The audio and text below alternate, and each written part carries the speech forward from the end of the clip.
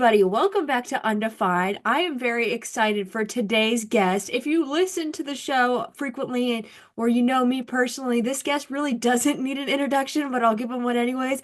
My friend BJ Barham, he is the frontman of American Aquarium. They just put out last summer their new album, The Fear of Standing Still. BJ is about to go on a solo tour in the next couple weeks, and they're constantly on the road, so the band will pick up touring in May. And I'm so excited to talk to BJ. How are you today? I'm good. How are you? I'm doing great. Yeah, if those not familiar, I've known BJ for I guess 2 or 3 years now. I've been seeing his shows for a long time, and it's just one of my favorite things to do is go to American Aquarium shows. These guys are the real deal, one of the best live bands, one of the most genuine people you can find in the music scene. Well, thank you. That's high praise. That's high praise. So I want to talk a little bit about your solo tour. I know you've gone solo tours sometimes when you're not with the band. What can we kind of expect and how is it different? Is it more kind of storytelling based and more kind of focused with unpacking the songs rather than like the kind of high energy rock and roll show that you'd get with the band? Yeah, there's nothing really high energy about the solo show. It's me and acoustic guitar making people feel feelings, Mhm. dissecting the songs, telling the stories behind the songs, kind of breaking them down to a very human level. Mhm. Um, and it's fun. It's very cathartic. People say it's akin to like therapy. They go and they unpack a lot of stuff and they deal with some really big emotions, and then they go home and they feel a little bit lighter, and that's all I can hope for. It gives me the opportunity to play some of the songs that we can't really pull off sometimes in a live setting, and by pull off I mean not technically pull off, but sometimes when you're in the middle of a rock and roll show you can't have like seven straight depressing songs about death Mhm. and loss. And the solo show kind of gives me that medium to really jump into some pretty big kid topics, and people take that ride with me, and so it's a lot of fun. Oh, that's awesome. And have you been on a proper solo tour since the new album, or is it kind of going to be your first time kind of breaking down this new batch of songs? Are you excited for that? This is the first time that I've been out on the Fear of Standing Still solo. I think my last solo tour was around this time, March, April of 23. So Hmm. it's been 2 years since I went out solo. So the last record I was, going out and playing solo was Chicken Macamico. So this is the first time that a good chunk of these songs are going to be kind of, I think March of 23, I had just written Crier. Wow. I had just written a couple songs. So maybe there was some remnants of that. Like maybe I was playing some new songs on that tour, but Mhm. this is going to be a lot of breaking down the new record and kind of just jumping in on some of the deeper cuts of this new record.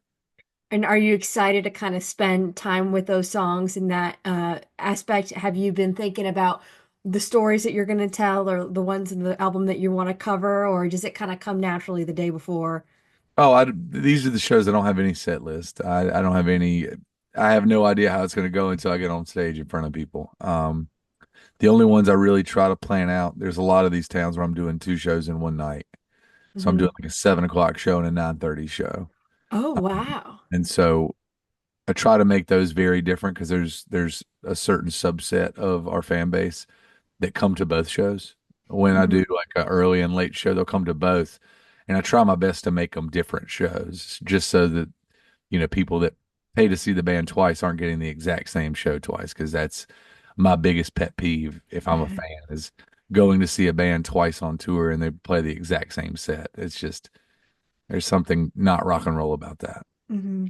And that was a perfect segue to another topic that I wanted to talk about. And I think one thing that I can tell as a fan of yours is that you're so passionate of not only like the way you put out things with the band, like you're so fan focused, you ship out all the merch out of your home. You each time you buy something off of the store, you send a letter, but you extend that same kind of passion. You're just a big music fan. Like I can just tell, like, if you follow BJ on Instagram, he's constantly posting like the records that he's gotten or the things that he's been enjoying, or you'll go out and catch shows when you're not on shows. And then you've also cultivated, I think one of my favorite things about the American Aquarium experience is that you have this amazing lineup of opening acts, people that you have come out and play with you. I've met and discovered so many great people.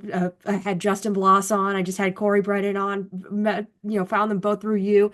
And how important is that to you? Like, I guess sometimes when you're touring and when you're doing this full time, especially for as long as you can, it can kind of become a business. I know, I don't know if it's ever hard for you. I know maybe some people it is hard to like still go out and find new music and discover things, especially when it's just all you do. How has that been a priority of you to like find these people or to have that passion? Because it really shines, and I think that's really inspiring. Yeah, I think not enough bands put an emphasis on their support. Um, it should be a direct reflection of what you listen to. It should be a direct reflection of the music that inspires you.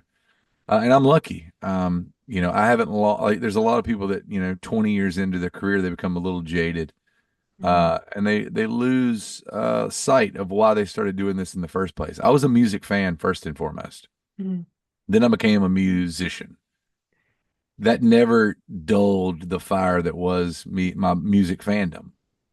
And so I think if you know me, like the first thing I'm going to talk to you about usually is like, hey, what do you listen to? What new stuff? Like blow my mind. Like name something that I've never heard that is going to change my life today. And I like to think that's kind of what our opening bands do for people is like you might come into the show never hearing them. The only thing you need to know is that they moved me to a point where I asked them to join me on the road.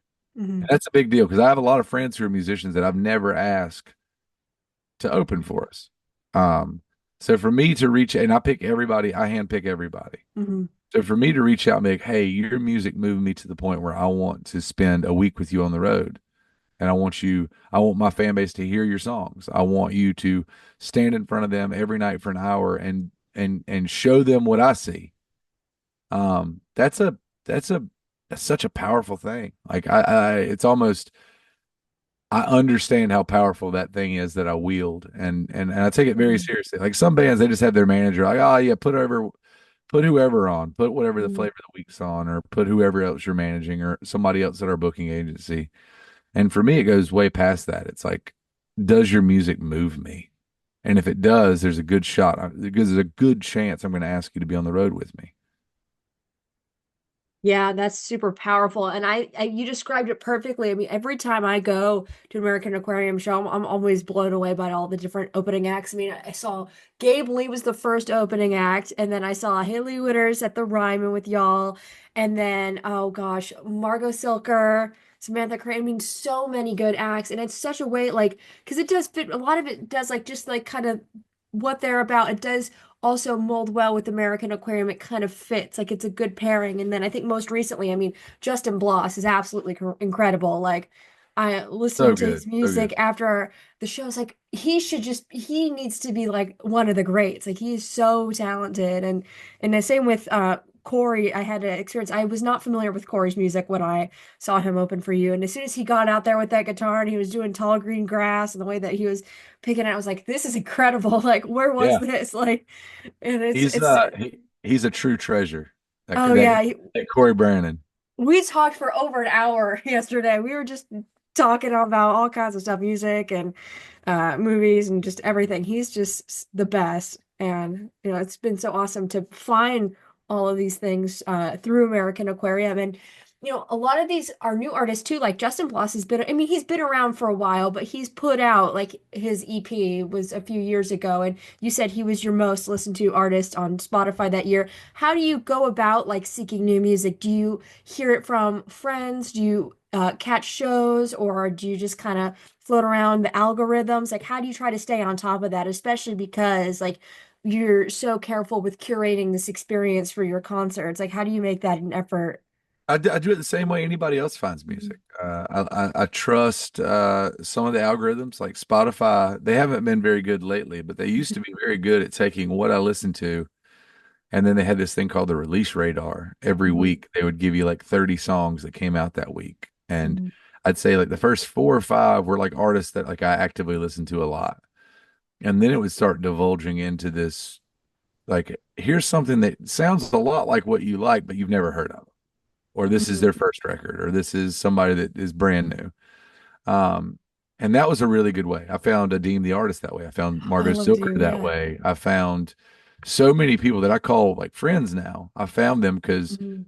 this website played me a song of theirs. They're like, "Hey, if you like, we have a computer that tells us all the stuff that you listen to, and here's something we think you might like."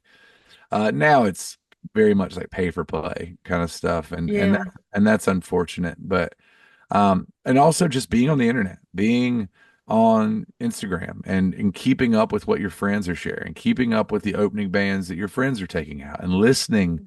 to with an open mind to anything that comes across your desk. That's how I'm finding stuff. Like you'll Mhm. see a friend post a reel of another friend playing a guitar, and you're like, wait a minute, what is that? And then Mhm. all of a sudden they become your favorite artist. And I think people that say it's hard to find new music, they just need to open their eyes. It's there, it's in front of you, it's being Yeah. shown to you.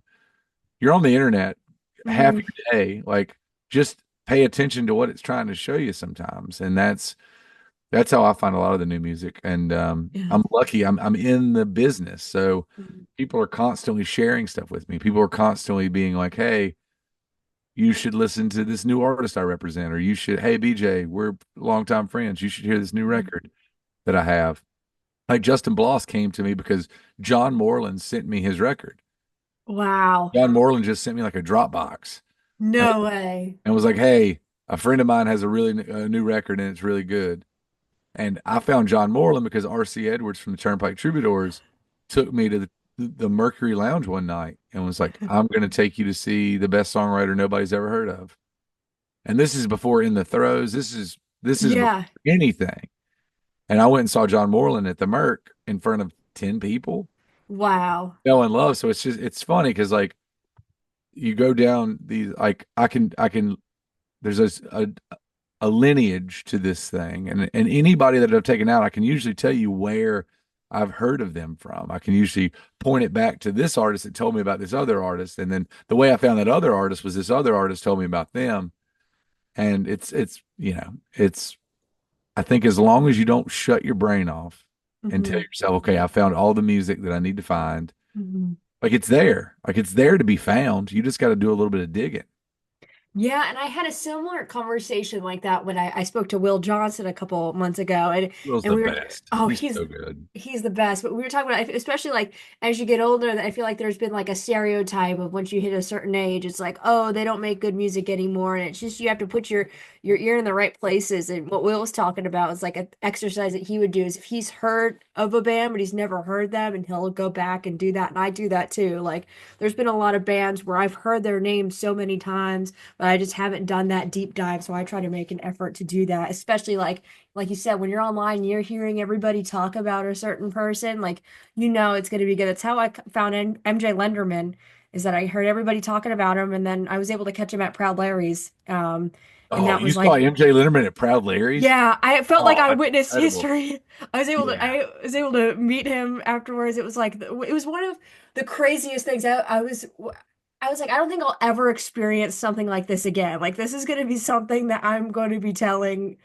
the story about for years. Like that was just pure musical magic to see like a kid where he is and the year that he's had in that tiny room and it was full of younger people, but they weren't really on their phones. I mean, sometimes we would take some videos and stuff, but only be for a few seconds, and everybody was so engaged. It was crazy. I had never seen anything like it. He's so good. Yeah. He's again, shout out to the state of North Carolina. Yeah, He's exactly. he's a product of the old North State, and Yeah. that record, that wristwatch song, is one of my top listened songs of all last year. It's Oh just yeah. that whole record is so good. That He man opened with Parks it. record. I don't Oh know if you've seen him with his band that he has, but if you get the chance, like they're incredible. yeah, I haven't been able to get a ticket. Everything around here sells out so quick. Like I haven't Yeah. seen him live. I got to see him in that band Wednesday that he played guitar Yeah, for, yeah, yeah, but yeah. And I I haven't found got out to. one I I found haven't got Wednesday through Drive By Truckers. Yeah. exactly like it, if you find a band you love, and the Truckers are another great example of like Patterson handpicks Hmm. every single person he brings on the road. And so if you like the Truckers, they are always going to put somebody in front of them that either they like or they know their fans are going to like.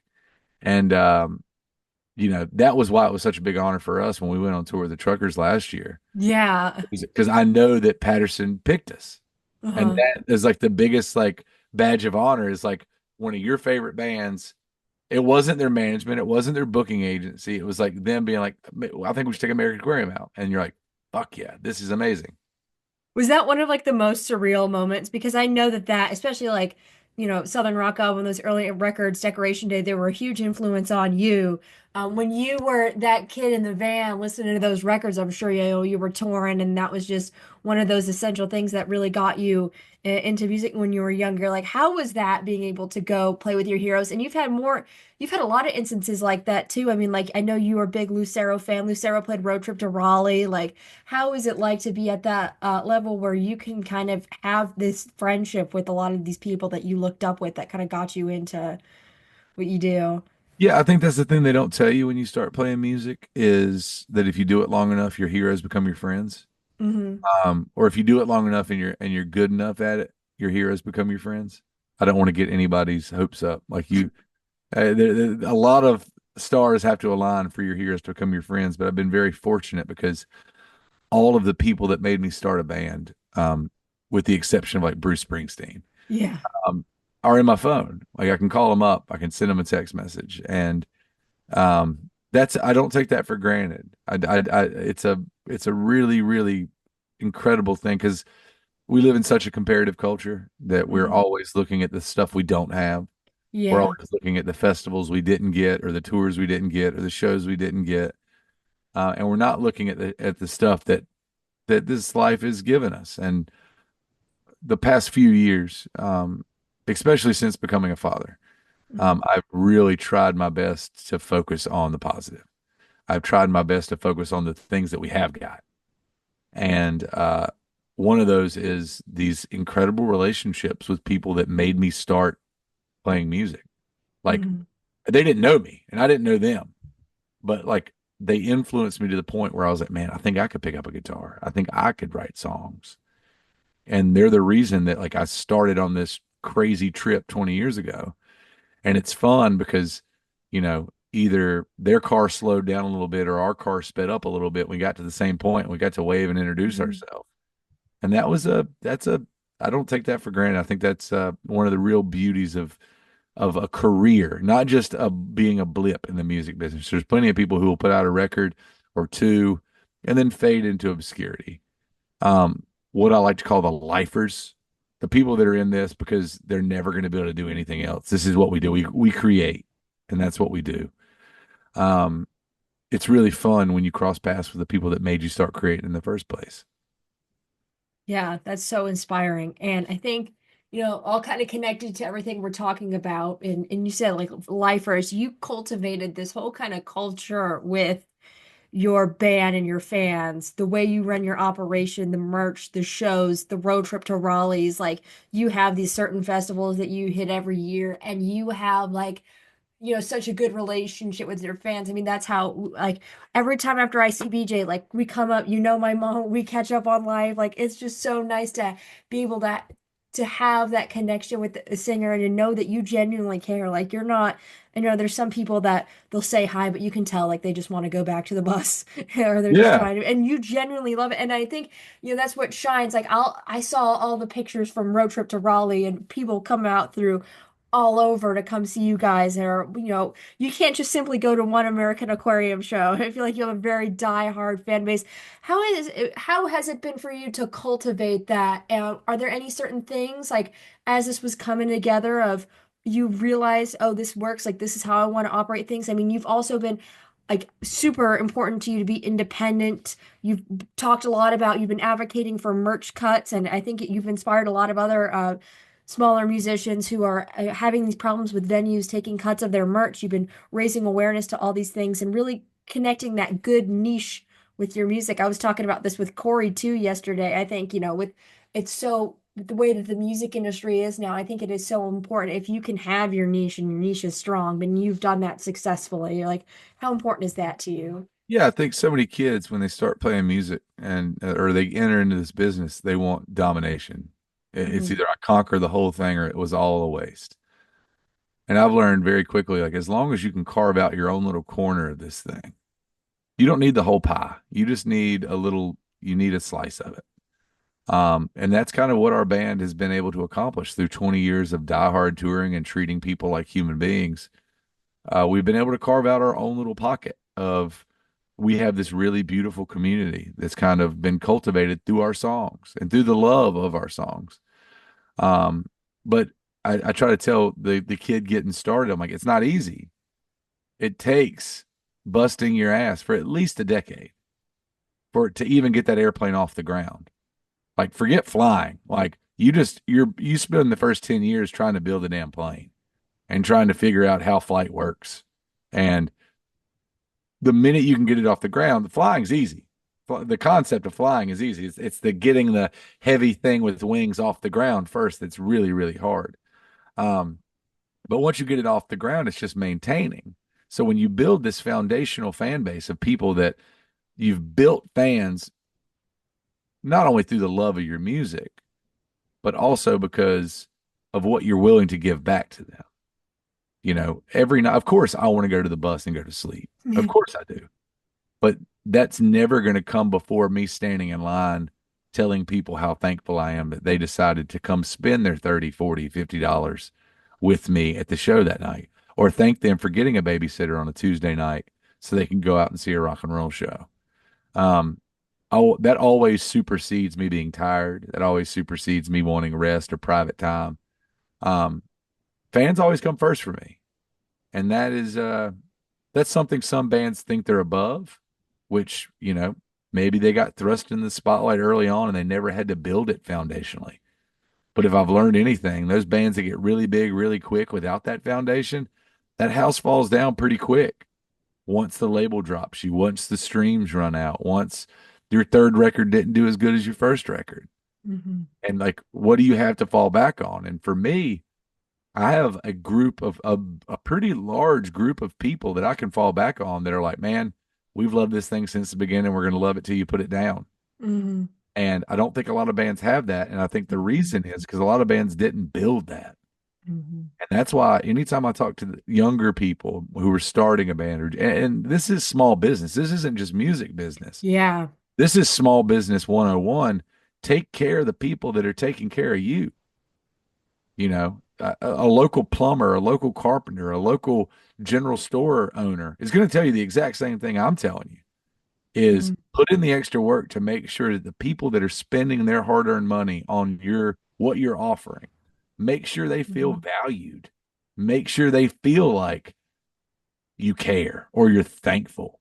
And sometimes that's as simple as saying, standing there at the merch table and shaking their hand and saying, thank you for being here. Or like Hmm. in the case of you and your mom, after like two or three shows, you start remembering people. You start, when people stop and introduce themselves over and over, unless you're just an asshole or you just have a terrible memory, Uh, you're going to start. Sometimes I'm really bad with names, but I'm always so good with faces. mm, And it, that makes people feel even more a part of it. Where the minute you can be like, I don't remember your name, but I know you were at this show. I mhm, remember you were at that thing and you were at here. And mhm, remind me your name again. Okay, I'm going to try to set that to memory. And after six or seven times, like I'm pretty good with keeping up with it. But a face, it only takes once or twice for a face for me to be like, you were at this show. I might not be able mhm, to tell you anything else about you, but I can tell you what shows you were at and where I met you at. That's mhm. one of the rare gifts that I have is being able to pinpoint where we met each other. Um, but it's I don't know. I wish more bands cared, but I'm kind of glad more Mhm. bands don't because it Yeah, sets me apart. You yeah. know, It's like you've like mastered the secret skill that, people could tap into, but you're but it's tapped not into but it. it's not secret. It's Yeah. just common sense. Yeah, it's It's just just like the being goal. an I yeah. It's the golden rule. That's all it Yeah. is. It's and I Mhm. try to tell people I'm like I don't mind telling people how I do this. Because Yeah. like I didn't crack a code. No. I didn't write this amazing thing that like this secret recipe that nobody can see or else it might take away. Like I'm just doing what I think I'm doing what I wish my favorite artist would do for me as a fan is to give up a piece of themselves, to Yeah. offer to to meet me, to offer to take a picture. Is there anything you want me to sign? Do you want to spend 2 or 3 minutes talking about how this song completely changed your life? Like, I love hearing that kind of stuff. Yeah. And I wish more artists gave a shit about, like, they don't have, like, it's not like letting someone on the bus or sleep in Yeah. your bed. It's something as simple as, like, hey, you like my music? Let's talk about it. Like, what do you love about it? Like, Uh, tell me more. Is there anything can I sign a record for you? Can I take a mhm. picture with you? Like, it doesn't have to be creepy or weird or stalker. No. It's just like sometimes all people want to do is shake your hand and be like, man, that one song you wrote about getting through that really hard thing you got through helped me get through the same thing. So thank you. And then they're out the door. Yeah, Like, exactly. I wish Eh, more artists, it's not always like the super creepy stalker that like wants to like No. wear your skin.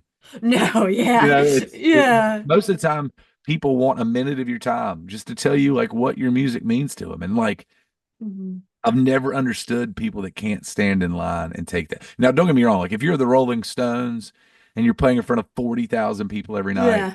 and you've been this famous for this long, yeah, maybe they are stalkers. If they're, like maybe you've had Yeah. run-ins with that. But like a guy at my level, like I've never ran into too many stalkers, like No. fearful, scared for my life stalkers. Uh-uh. Um, but again, like this band, we don't play in front of 40,000 people every night. Mm-mm. Maybe my song changes if I'm playing in front of 40,000 people every night. And then I'm just like, hey guys, I physically can't come out there for 7 hours every night and sign stuff. Mm-mm. But as long as we're playing in front of 1,000 people or less, like I don't mind coming out there and talking to 150 people every night. Like Mhm. it's me standing in line for an hour and a half every night and people telling me like how my music has changed their life. Like, why wouldn't you want to hear that? Yeah, right. You know what I mean? It's like there's nothing on the bus but sleep and some snacks. Like Yeah. that's always going to be there. Like why not? I don't know. Let people tell you how much your music means to them. Yeah, I mean, even when I saw you at the Ryman, like I didn't think because it's such a big room, it's bigger than the venues I usually see y'all at. I wasn't expecting that you would be there, but you were, and I was like, you know what, that is so cool because I've seen a handful of shows at the Ryman, and that's not really a thing where the headliner gets off the stage and then goes to the merch table, like at the Yeah. Ryman. Like that was the only time that that has ever happened, and I just thought like that's so cool that you and that like you had this big milestone. It was one of the biggest nights of your career. You could have easily gone out with friends and family, but you just decided to take that extra time, and I think that was very special. Luckily, my friends and family know that like I really put the fans of our music, the people that like the building blocks, the Mhm. foundation of this whole thing, like not just from like a fiscal level, but just from a conceptual level. It's all built on other people. Mhm. And so nights like the Ryman, that's 2,200 people. Mhm. And I stood out front and signed until there wasn't anybody else left. Red Rocks, that was 10,000 people. Yeah. I stood for 3.5 hours and signed stuff and took pictures of people. Wow. Um, you don't have to do that kind of stuff, but like, No. dude, I still have people coming up to me and talk to me like, I saw you at Red Rocks a year ago, and I've never seen anybody come out and talk to me. And that's what won me over is the fact that here's this guy that just walked off stage, could easily hide backstage for the rest of the Yeah. show, just enjoy the moment, but instead he's out here in 40-degree weather Uh-huh. finding stuff for us. Like, I don't know. Like I hate saying like the built different lines and stuff like that. Yeah. But Yeah. it's I don't know. It's how I was raised. I was raised Yeah. and somebody Mhm. gives you a compliment, you accept that compliment and you Yeah. talk to them about it. And I think it's also with like Southern culture too. I mean, you grew up in North Carolina and in the South. Like, I feel like those kinds of it's just the way things are there. Like, you come up and you talk to people, and also I feel like you hear a lot of like personal stories. Even when you're just in the grocery store, you'll come up to somebody, shake their hand, and line up, telling you their whole life Oh, their story. whole So life. Yeah, yeah, yeah, yeah. so it's like you're used to that, you know. You have that training. Yeah, since I've been a kid, there's the person that stops your mom and talks to them about like, can you believe Cindy wore that to church last Sunday? Yeah.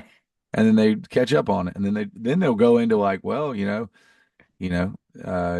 husband left me, my kids hate me, my dog died, but God's blessing me. I'm Yeah, just, that's the kind of stuff that happens here every week. I'm, Like, I'll be going to the store and the checkout lady will be like, "Yes, this is all happening in our family," and I'm like, "Wow." I'm sorry. like oversharing. Yeah. Yeah, it's just Not like but on a a Thursday afternoon.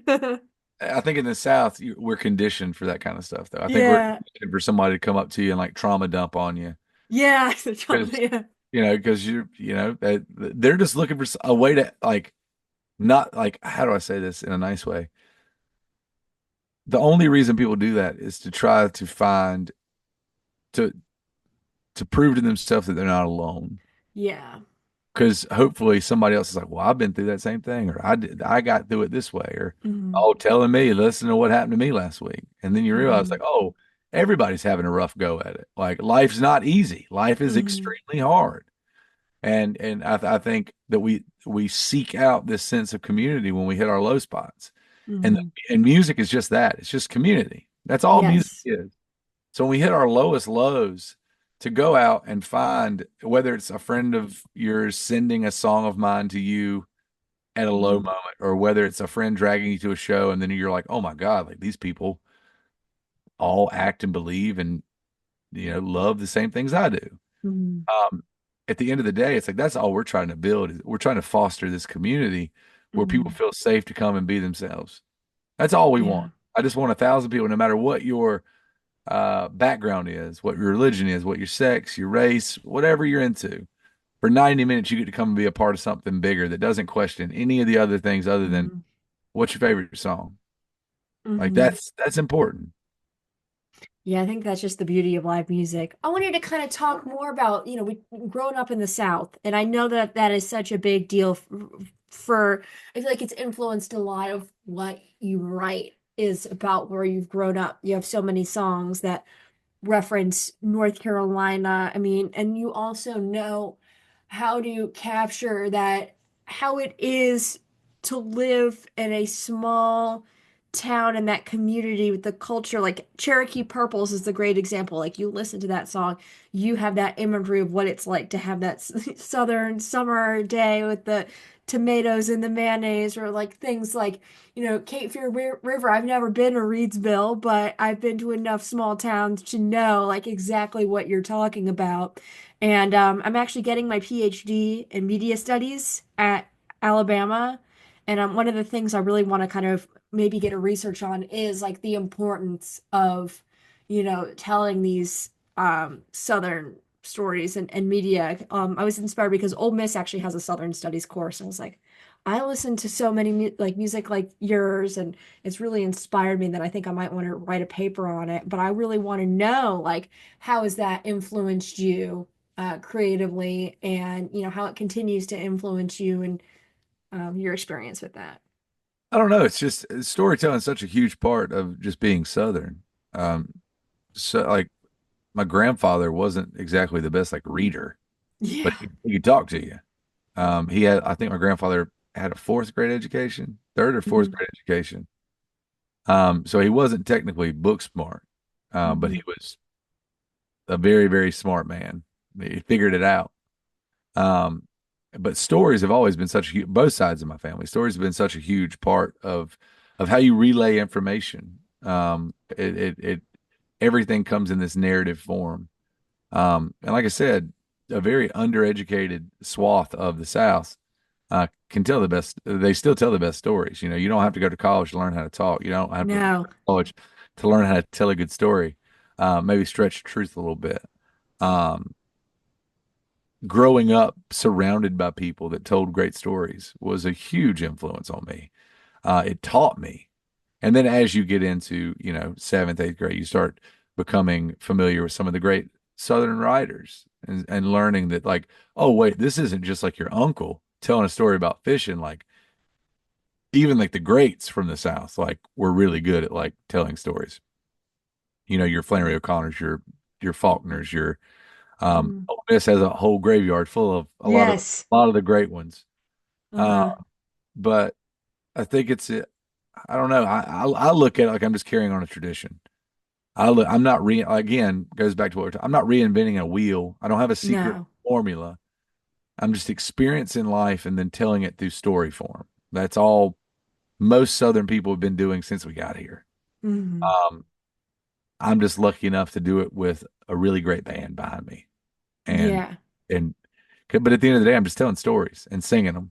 I'm singing the Yeah. story instead of writing it into a 300-page book. I'm just delivering it in a 3.5 minute message. Hmm.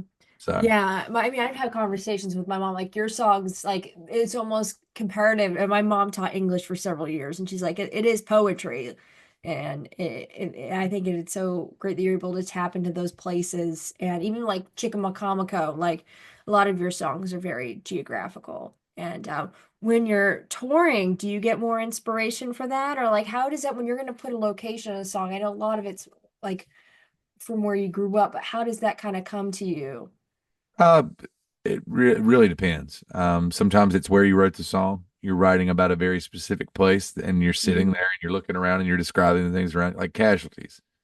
I got a crack Hmm. river and Mardi Gras beats. I was sitting in the third row of a E350 van going down the road. Got a whole first verse is just me describing the things around me. Hmm. There was no artistic statement. It was just me, like, I spying around the van, and that Yeah. became the whole first verse of a song. Hmm. Jacksonville, I wrote that song in Jacksonville. Hmm. Chickamaucomico, I wrote that song in Chickamaucomico. A lot of these songs, especially places, Hmm. are either places from my childhood, places from my adult life, or just so not to ruin the magic, but like sometimes just where you are. Yeah. When the muse taps you on the shoulder and says, "Hey, we got a song to write," you're like, "Okay, well, I'm here, so it might as well take place here." Uh-huh. So sometimes, and but it's fun to watch. Kind of like there's some people who have like I know some people have done it for Isbell. Some of our fans have done it as well. Like they make this like big map of like Uh-huh. Prince points from an American Aquarium, like the American Aquarium like universe. Yeah. And it's like what places get mentioned, and it's kind of ridiculous. It's very North Carolina centric, I want the map. Yeah, I want that map. I want the Isabel map, and I want them on my wall. but it's kind of wild because like you realize Yeah. that over the course of like 20 years, you telling these stories, and not putting a lot of thought into the place. You're just writing about what you know, and Yeah. you realize that you are sharing with people like this really kind of sense of who you are as a person and where you've been and what you've seen. And I don't know. That's one of the real beauties I think of being a songwriter. Yeah, I think you nailed it perfectly. It's funny you mentioned Isbell and his locations because I was actually we went to Muscle Shoals like for a day a couple months ago, and it was so funny like walking around Florence and like seeing the signs like Mobile Street like from Only Children or like seeing the Shoals Theater or like driving past the TVA. I feel like it was kind of surreal. I'm like, this is all of the stuff that I've been picturing in my head that I've Crazy. heard like hundreds of times, and I'm like seeing it in person. Yeah, So, it's wild because we had that kind of that experience last weekend. I played my hometown of Reedsville. uh, People came in to town for that show. There was a lot of our fans that kind of like it was almost like a trip to Mecca, for them. yeah, I want to do that too. Yeah, It my was mom like and I, they're coming to see where I'm from, and they want yeah. to see. And so they drove by the food line. They went to the L&S Fast Stop and got Mountain Mhm. Dew and Big League Chew, and they went to Pete's Burgers and More for lunch. I want to And go to Pete's Burgers and more so and, and, bad. and stuff like that. I wasn't trying to be cute. I wasn't trying to be fancy. I was just writing what I knew. I was writing about the things that I know.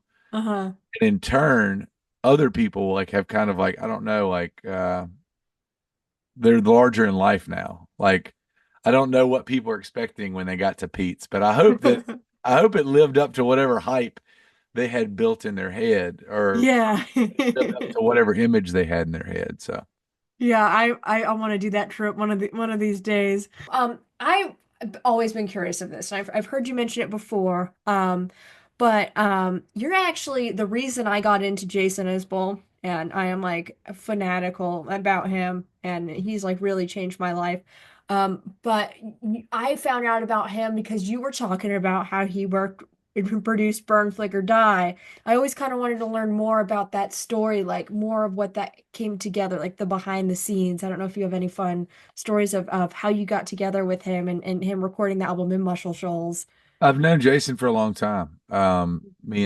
Since he left the Truckers, me and him have Mhm. become pretty good friends. And anytime he came to Raleigh, we were drinking buddies. We would go to the, Mhm. I'd go to the show, and then I'd take him to a bar after the show. We're both, we like shooting pool.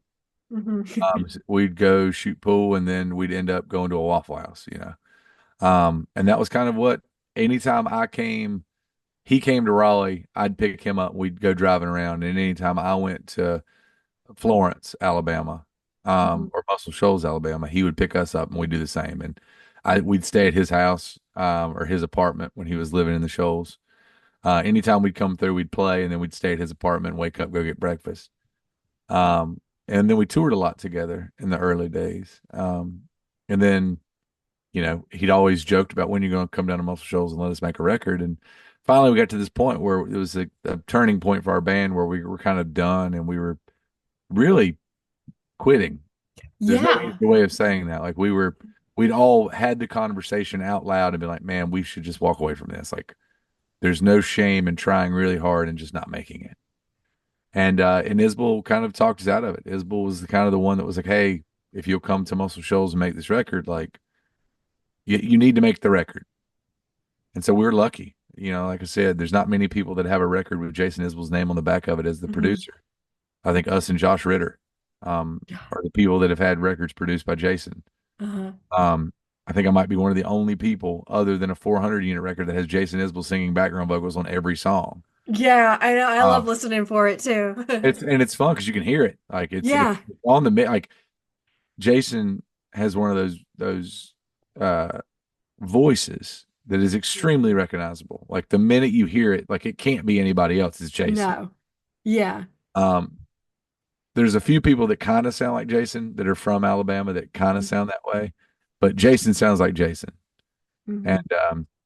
so we were just lucky, right place, right time. A lot of people, like, because we didn't make the record with international folk icon Jason Isbell. Like, No, this is this pre-Southeastern. is Yeah. pre-Southeastern. Like, I'm still drinking at that point. He's still drinking Mhm. at that point. Him and Amanda had just started dating at that point. Mhm. So Amanda's the female voice you hear on that record. She's the Yep. fiddle Mhm. on Lonely Ain't Easy. Mhm. It was just being surrounded by your friends before you knew that your friends were like these, like, like, legend generational talents. Yeah. Like, I knew Jason was really good at writing songs. Yeah. I mean, he wrote Decoration Day. Yeah, Yeah. exactly. Which is, but like, when Jason made Burn Flicker Die, he was playing 150 to 200 person rock clubs. Oh, that's crazy to think You know about. what I mean? Like, we Uh, played the day that Southeastern came out. We opened for Jason in St. Louis, Missouri, uh, at the Off Broadway in St. Louis. That's a 300 person club. wow. That's the day Southeastern came out. Did you tell that something like shifted? Like once you Oh, heard that, were you like, I mean, the show was sold out, and I don't think he'd ever sold out off Broadway before that. And so we got there, and the show was sold out. So you immediately knew, like, something was in the water, like, it was about to take off. mm-hmm, Because, I was at his wedding. I was at him and Amanda's wedding, and mm, he had just gotten out of the studio, and he was like, "Yeah, I made this, like, really sad acoustic record. I don't know if it'll come out, like, but here we are. Like, I just wow, finished it with Dave, and that was Southeastern, you know. wow. Fast forward, and Southeastern comes out and completely, lights his rocket ship, and, like, now he's still in orbit because of the the work he did before Southeastern laid Mhm. way to him being, like, every songwriter's favorite songwriter. But once Southeastern came out, like, the whole world knew how good he was. Like, we all knew how good he was before Yeah. Southeastern. But once Southeastern came out, it kind of cemented him as kind of, I hate to say stupid shit like this, but like the voice of a generation kind of stuff. No, yeah. And Like I there's, think what you said about even like it takes 10 years to even get off the ground, I feel like he's a good example of that. I mean, when he was like around my age, he was writing Danko Manual and Decoration Day and yeah, all that's of not these like fair. all of yeah, like he's like outfit. Like I went to Fame just like for we drove past and I popped in. I was looking at like the handwritten lyrics to Outfit and I was just reading them framed on the wall. I'm like, how is he my age? And Yeah, he just sat and he did that here. And like that just a just wildly talented boggles human. my mind. Yeah, I mean, he's and I wouldn't have even known who he was because of you. I mean, you got me into this world of Americana music. I mean, I heard American Aquarium and I saw y'all live, and it's like what you said. It was like almost I had been listening to like a lot, like just like typical music that kids might enjoy, like indie pop, like alternative, like all that, Yeah. and all that stuff's good. It's still great, but like, I had, of course, I had favorites. Like I'm really into Death Cab for Cutie, like that. They were my Same. favorite bands. So I like the sad stuff, yeah. And so, but that was the one of the first bands that I really connected with on an emotion level. Like I knew I liked sad songs and I knew I liked stuff like that. And then I heard American Aquarium and it was like after I saw y'all, it was just the rabbit hole and then going Oh, down all of the bands that you mentioned. And then, I couldn't stop hearing Jason's name after I saw y'all. And then I was like, okay, fine. Like I'll just listen to it. And I put them on and it was like my whole and my whole whole, and life that's change. Yeah, yeah. yeah, That's and what. that's I mean, I would not be here doing what I'm doing now. And like I've met so many wonderful people like Lucero, like Ben Nichols, I wouldn't have found because of you, Corey, Justin, all of the people that I wouldn't have been here if it wasn't for American Aquarium. Like I found this like this niche and I of music that I love so much and I feel so connected to. And I feel like, you were the gateway of that for me. And I can't thank you enough Oh, that's for amazing. Love hearing for that. that. Yeah, I mean, it just sent me down this whole route, and it's like, I found that community, which is so funny because I don't fit in with a lot of the other fans of this band. Like, I go to an Isbell show, and it's a lot of people that are much older than I am, a lot of parents, and I'm just here with like my college age friends, and like we're so excited. That's But the yeah, beauty of music. Like, there's no. yeah, it's like, but there's something about like your stories and his stories, all these things that it's so personal, like. Well, it's No, universal. It's yeah, it's universal. universal. We can all connect to that. And like not like of course like there's stuff with that indie pop music that's good as well, but it's not to that like, with your music I can just sit down and I can picture a story and I can Yeah. kind of connect and I think that's so powerful and I can't thank you enough. That's great. I love hearing that, and it's I'm glad to be that for somebody else because there was a lot of people that were like that for me. They were my gateway into Yeah, I mean, I feel like this thing. I've been so grateful, especially like doing this thing. I've been able to connect with a lot of wonderful people, and it's been like Yeah, so surreal to think about it. Just wrapping up, another thing I like to ask, is, what have you been listening to? And I know you're also big into TV and movies and pop culture, just like I am. What have you been enjoying lately? man. Let's see what I'm enjoying. Obviously, the two new songs off the Isbell record are great. Ken Pomeroy's new record is going Hmm. to be incredible. It comes out in a couple months. It's really good. The new Patterson Hood record's really Oh, it's great. so good. Yeah. My buddy Justin Wells just put out a really great Oh, record I saw called him open for Lucero. He's great. He's so good. So talented. Um, let's see. Juliet McConkey put out a really great record. She's a singer-songwriter out of Ooh. Texas.